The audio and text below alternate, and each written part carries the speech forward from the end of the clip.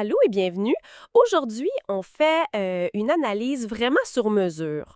On plonge dans l'univers de Stéphanie pour explorer sa dynamique relationnelle, son cheminement.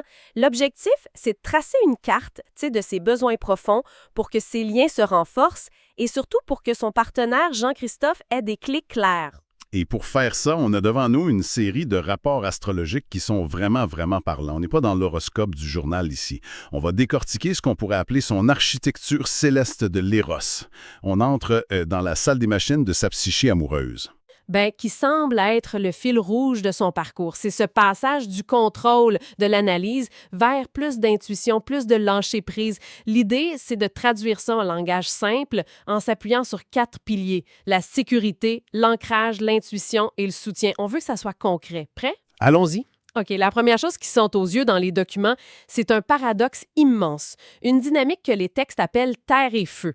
D'un côté, on a ce noyau hyper solide, Soleil et Lune en Capricorne, ça crie stabilité, structure, besoin de sécurité. Puis de l'autre, une explosion d'énergie Sagittaire et Bélier, Vénus, Mars, l'ascendant. Ça carbure à l'aventure, à la liberté. On dirait l'archétype de l'aventurière prudente. C'est tout à fait ça. Commençons par la fondation, la Terre. On pourrait l'appeler la forteresse Capricorne. Cette énergie-là lui donne une aura naturelle de compétence, de sérieux. Elle a un contrôle émotionnel qui fait qu'en relation, elle est souvent vue comme le roc, la personne qu'on appelle quand il y a une crise à gérer. C'est son plus grand atout, son ancrage. Les sources sont claires là-dessus. Elle n'a pas besoin de quelqu'un pour la compléter. Elle est déjà entière. Elle a besoin de quelqu'un pour l'accompagner. Et c'est là que ça devient fascinant, parce que cette forteresse, elle a un effet secondaire, non? Son armure de compétences, sa fiabilité, ça doit attirer un certain type de partenaire. Mais oui, souvent des partenaires qui sont, disons, un peu moins structurés. Les textes le soulignent vraiment. Ça crée un déséquilibre où elle finit par porter toute la charge mentale du couple. Ça doit être épuisant, tu bâtis un château fort, mais tu te retrouves à gérer tout le village en plus. C'est le piège. Et pour comprendre comment elle gère ça, il faut regarder l'autre côté, l'aventurière Sagittaire. Son ascendant, sa Vénus en Sagittaire, un des rapports dit que c'est comme le directeur marketing de sa personnalité. C'est ce que les gens voient en premier. L'optimisme, le goût de l'aventure, une franchise désarmante, cet amour de la liberté. Fait que là, un partenaire potentiel rencontre cette exploratrice pleine d'humour qui veut faire le tour du monde, mais il découvre ensuite une partenaire qui a un besoin viscéral que les fondations de la maison soient solides puis que les comptes soient payés. Ça doit créer de la confusion, ça. Énormément. Et la clé du succès pour elle, c'est pas de choisir, c'est d'intégrer les deux. Ça veut dire trouver un partenaire qui respecte son besoin d'aventure et d'espace, mais qui, en même temps, comprend et nourrit activement son besoin de sécurité. Quelqu'un qui est prêt à partir à l'aventure, mais qui s'assure que la base est solide avant. Exactement. Donc, on a cette tension entre la bâtisseuse et l'exploratrice. Mais les rapports, il me semble dire que c'est juste la surface. Il y a un courant plus profond, une sorte de mission d'âme. On parle beaucoup d'un axe nœud-sud en Vierge, puis nœud-nord en Poisson. Oui, et ça, c'est vraiment le cœur de son défi de croissance. OK, attends une seconde. Axe des nœuds lunaires, avant de perdre Jean-Christophe puis peut-être d'autres, peux-tu nous donner une image simple? C'est quoi ça, concrètement? Bonne idée. Pense à ça comme une boussole pour l'âme. Le nœud sud, pour elle en Vierge, c'est le point « vous êtes ici sur la carte ». C'est le terrain connu, la zone de confort, c'est le monde de l'analyse, de l'organisation, du perfectionnisme, la critique constructive. C'est le mode je gère, je contrôle, j'optimise, la reine de la feuille Excel pour planifier les vacances et la relation. Léger rire, exactement. C'est la tendance à vouloir optimiser son partenaire comme si c'était un logiciel. On sait comment ça finit. Le nœud nord, lui, en Poisson, c'est la destination que la boussole indique. Un territoire inconnu. Ça demande de naviguer au ressenti, de faire confiance au courant. Le but, c'est d'apprendre à lâcher prise, à développer l'empathie, la compassion et surtout de faire confiance à son intuition. J'adore l'image de la boussole. Donc, concrètement, dans une chicane de couple, au lieu de décortiquer après qui a dit quoi, qui a raison, qui a tort, une approche très vierge, le défi, c'est d'apprendre à ressentir l'énergie pendant l'échange, de capter l'émotion derrière les mots. C'est précisément ça. C'est de passer d'une communication du cerveau à une communication de cœur à cœur. Et ce changement, c'est la clé pour transformer le soutien qu'elle peut offrir et recevoir. En activant l'empathie des poissons, le soutien devient moins dans le faire ou le réparer et plus dans le l'être avec. Moins critique, plus enveloppant. Ce qui est paradoxal, c'est qu'en lâchant le contrôle pour trouver la sécurité, elle pourrait en fait la construire de manière beaucoup plus solide. En arrêtant d'analyser la relation, elle commence enfin à la ressentir. Et c'est ce qui renforce la sécurité émotionnelle que sa nature capricorne cherche si désespérément. Le but ultime, comme le dit un des rapports, c'est d'apprendre à suivre le courant sans avoir peur de se noyer. En lisant les sources, il y a un autre point qui semble presque écrit en rouge souligné, un point névralgique, en plein cœur de la zone des partenariats. Ça parle de Chiron en Cancer. Avant qu'on plonge, même question. Une image simple pour Chiron, c'est une faiblesse? C'est une excellente question. Loin d'être une faiblesse, imagine Chiron comme une vieille blessure qui n'a jamais complètement guéri. Mais c'est justement parce qu'elle est là qu'on devient un expert de notre propre douleur, puis donc plus apte à comprendre celle des autres. C'est l'archétype du guérisseur blessé. Et pour Stéphanie, cette blessure est en plein dans ses partenariats. Ça indique une peur inconsciente d'être abandonnée s'il s'engage, un besoin criant de sécurité émotionnelle. Et comment cette peur-là se manifeste au quotidien? Souvent, pour se protéger de sa propre vulnérabilité, elle peut développer ce que les textes appellent le syndrome de l'infirmière. C'est une tendance, souvent inconsciente, à être attirée par des partenaires qui ont besoin d'être sauvés. Des gens blessés, un peu immatures, dépendants.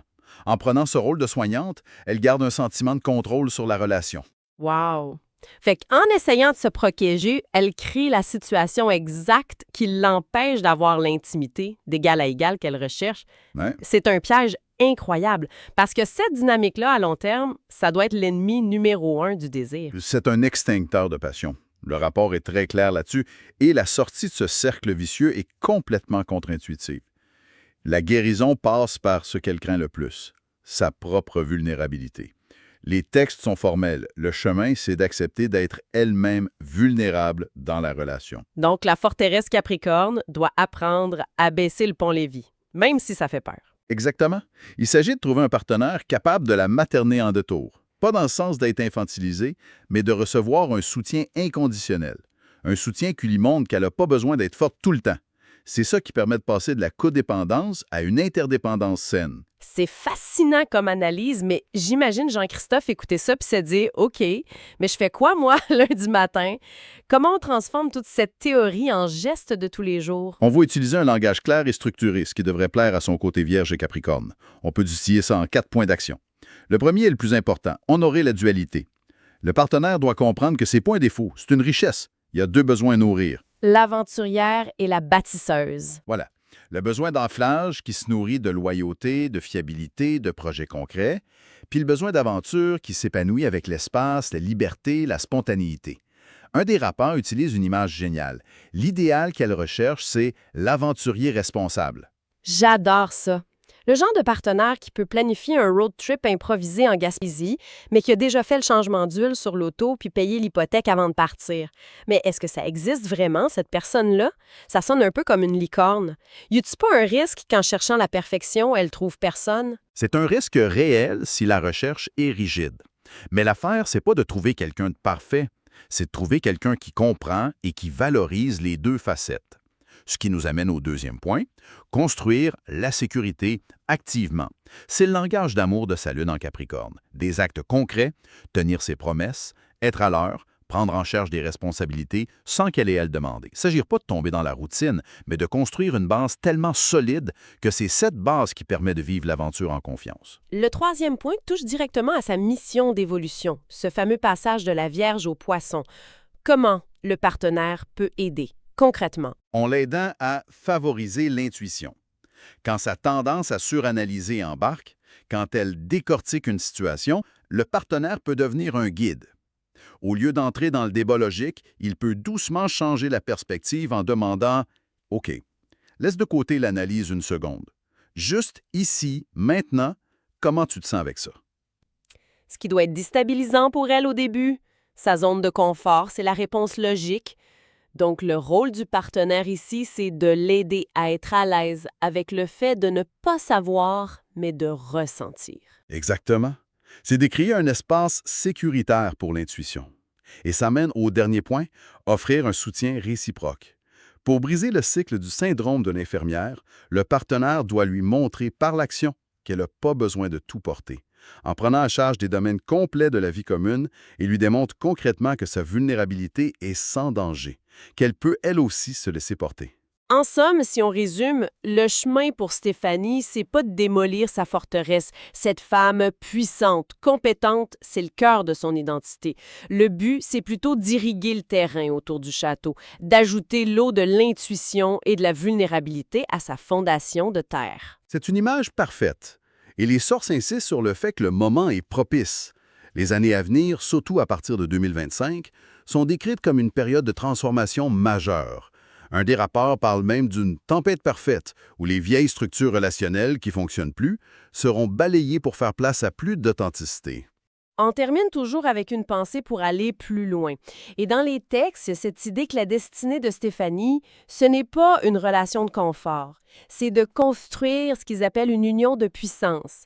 Deux individus souverains, complets, qui choisissent de marcher ensemble, pas par besoin, mais par désir de croissance. Ce qui amène une question finale à laisser mûrir. À quoi ressemblerait une relation où l'objectif principal n'est pas de se compléter ou de se soutenir au sens traditionnel, mais de consciemment et activement protéger et même amplifier la souveraineté de l'autre?